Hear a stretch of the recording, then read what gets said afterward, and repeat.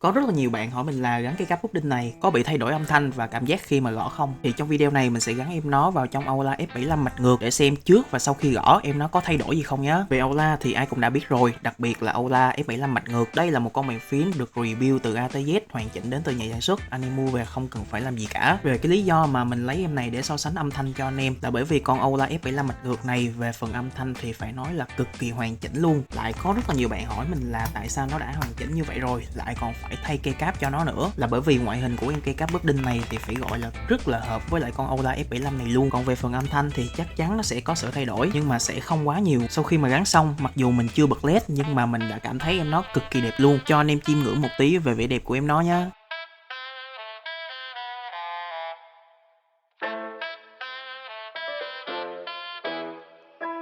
AB, spin that bitch.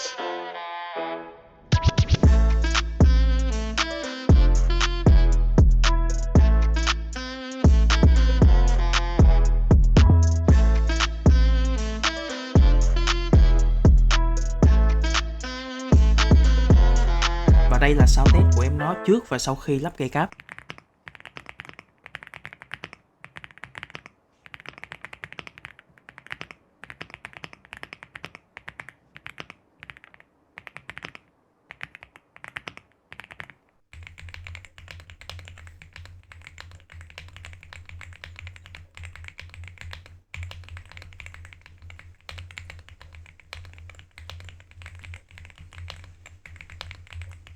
Anh em nghĩ sao về bộ cây cáp này khi mà gắn vào con Aula F75 mạch ngược? Nếu như còn có thắc mắc hoặc là câu hỏi gì thì anh em có thể bình luận phía bên dưới cho mình biết nhé.